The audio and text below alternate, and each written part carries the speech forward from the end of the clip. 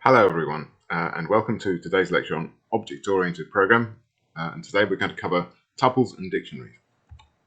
Okay, so the motivation is, last week we looked at three examples. We saw a home hub simulator, which is a number of devices connected to a controller.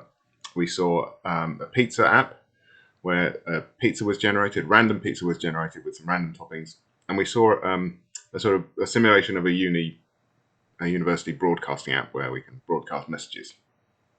Okay, now none of those were ideal because for each of those examples, the data for them, so for example, the devices or the pizza toppings, type of pizza, prices, those kind of things, the users for the Uni app, they're all stored in lists. The lists all need to be the same length, so the pizza types and the pizza prices have to be the same length list. And sometimes, as we saw in the Uni app, the lists are storing redundant information. So, for example, for guest users for the Uni app, we're just saving the list was storing none for the guest users.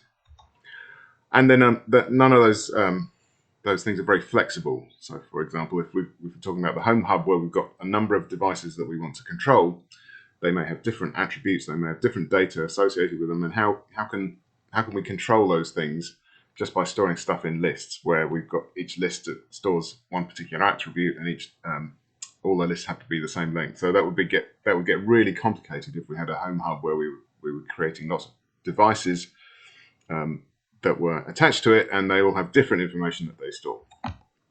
Now ultimately we're going to use object-oriented programming to solve all of these problems. I say solve, simplify actually. The code, when we get to it, once you understand the idea of objects and classes, the code will actually be simpler than having to deal with these lists, which are quite a complicated way of doing it. So, but before we do that, this week we're going to look as motivation. We're going to look at data structures, two data structures which group data together. So a data structure is just a generic term meaning something that controls how data is grouped, data is managed. So a list, for example, is a data structure because a list is just a set of data stored in a series, in a sequence.